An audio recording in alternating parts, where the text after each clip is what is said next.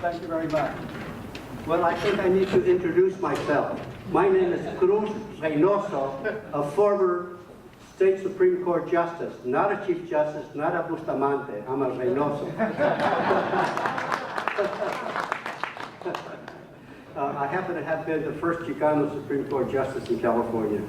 I'm here to speak about Highway 31. Highway 31, boy. Now we're mixing up highways with initiatives. Initiative 31. Let me give you some background on that. There's a group called California Forward that's sponsoring it, and I belong to California Forward. You heard that that's one of the sponsoring organizations of this meeting today. California Forward was formed by 5 of the largest nonprofit organizations, foundations in California just a few years ago. And they set aside $15 million, and they said to establish California Forward. And they said we want to establish an organization that will try to reform the government of the state of California because it has become so dysfunctional. They said, you know, we figure we're probably losing millions of dollars because foundations have the program of sponsoring different type of efforts, and some of which work. And they said if they work, we were hoping that the state of California would at least be open to take a look at it, but the government has become so dysfunctional that it does not. So we're willing to set aside $15 million for a new organization, and we'll consider even putting some more money aside to see if you can help redo the structure of California. Since that time, there have been some changes that I think have been good. For example, if we supported it, having the budget pass on a majority vote. Those of you who've been around for a while know that we sort of were the laughing stock of the country because we couldn't pass the budget on time. Sometimes we would pass the budget months later. And indeed, it's had a good effect already because since we passed the budget on time, the institutions that deal with bonds say that we are paying less interest on the bonds, and that saves us millions and millions of dollars. But besides, we have a budget on time. And then we supported the initiative to have a commission redraw the Assembly and Senate and actually congressional seats also. And that has brought some interesting changes about that I think will have the good effect of making the legislature less contentious than it has been thus far. But now for the first time, it sponsors an initiative because we didn't have luck with the legislature or with the governor in making these changes. Now, incidentally, it was also put together after California Forward put together a group of, I forget, something like 300 citizens of California for a long weekend where experts talked to them about the issues in California. And so these became, I think, pretty well-educated citizens. And then different ideas were bounced off them. Every idea that's included in the initiative had the support of 70 or 80% of the people who attended that session.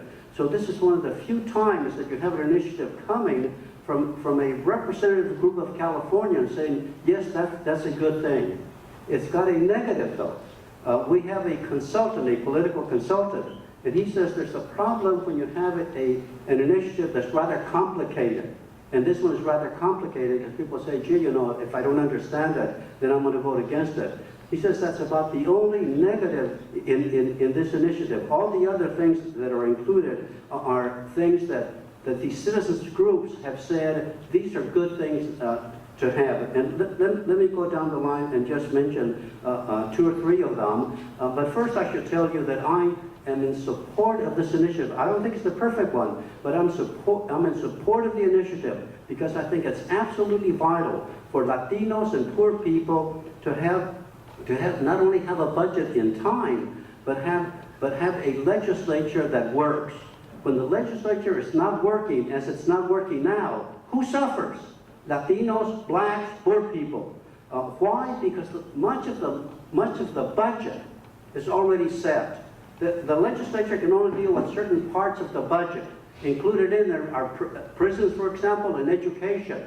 When the budget gets contracted, what happens? That's the part that the legislature starts cutting down. That's why we now have the terrible time we have now with our public schools. They don't have the money that they need. We're spending $1,000 a year less on each student now than we did a few years ago. And let me give you my own personal example. I went to a public law school, the University of California at Berkeley. At that time, I paid less than $100 in fees. We say we only have fees, you know, at the university system. At any rate, those students now are paying over $50,000 a year in fees. That tells you how little the legislature is helping the University of California. The University of California, the legislature used to give the University of California something like 60–70% of its expenditures.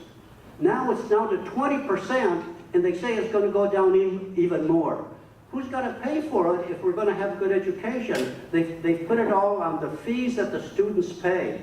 And meanwhile, California, incidentally, California is not doing as badly as other states in the economy. We are creating a lot of jobs, but more jobs than most states. But the jobs are all high-level jobs. They require an education. They require technical knowledge. And who produces those? The universities. And now we're ignoring it because the budget is constricted. Now, there's one other issue that we're not dealing with I want to mention to you. Prop 13 also said that we couldn't have higher taxes in California without a 2/3 vote. You can reduce taxes with 50% vote in the legislature, but you can't increase them without a 2/3 vote. And there has been a party that will go unmentioned who's been against all taxes. So it means that we haven't been able to get more taxes while the expenditures go up. And so that's been part of the problem. I hope we'll deal with that later on. Let me be specific in terms of this initiative, and I'll just mention a few of the things. It calls for what's called performance-based budgeting, and that's listed. You know, you have to list it in 31. We named the things a little bit differently. It says requires performance review of all state programs, and that's true. We call it performance budgeting. That means that when you establish a new organization or when you're doing work, you say, this is the aim of what we're trying to do here. If you have a Fair Employment Practices Commission, you say our aim is to lower discrimination based on race, ethnicity, gender, and all that. Then you need to review it later on and say, are we really doing this?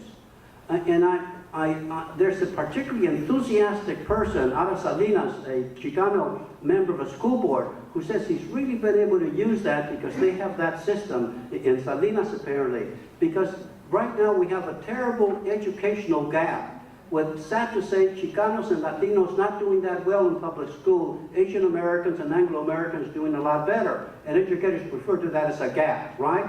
And so very often schools say, well, we want to get rid of that gap. We want all the children to do well. And this Chicano member of the board says, okay, we've said that, let's do it now. Because very often there are problems in doing that. Very often the least experienced teachers are in predominantly Chicano schools, for example. They will not have the money that other schools will have, etc. So he says he's been very effective in using the performance budgeting to make sure that the school district really sticks to its guns in terms of saying, yeah, that's really what we want to do. Do we need an after class effort?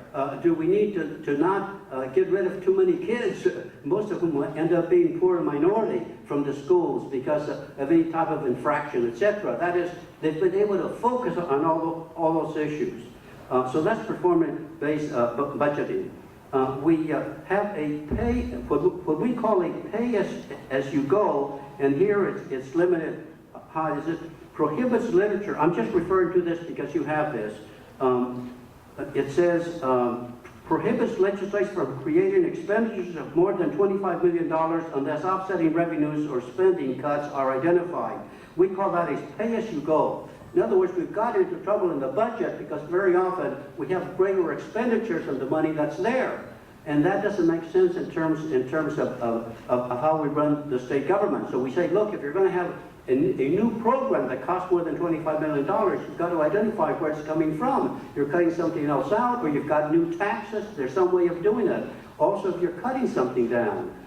So we think that that's a good thing in terms of keeping things going well.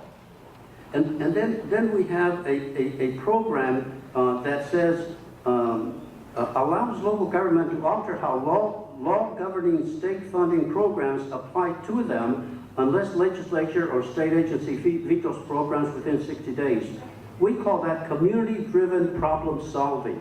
It will allow counties and cities, school boards and so on in a local area, if they've got a program that they think is going to make sense, particularly in terms of economic development, to basically say, gee, we would like certain laws not to apply. The legislature can say, no, we want to approve that, but we think that's giving the local government a little bit greater effort. Now, and then we have one matter that's been criticized by some because it doesn't do enough. It requires the legislature to publish a bill 3 days before they vote on it. Right now, there's no such requirement. Last legislative session, committees, if I remember correctly, in the Assembly had passed a certain bill. At the very last minute, and this bill was going to force out-of-state corporations to pay taxes. $1 billion in taxes. At the last minute, tons of folk representing those companies showed up with no doubt millions of dollars in their pockets. Somehow it never became law. By the program that we have now, that at the very last minute you can have a bill, say it's bill number 102, and it has certain language. At the very last minute, that can be removed and another one put in. That's permitted. In fact, this last time, I was rather admiring of two Assembly people. There was this last year, all this happens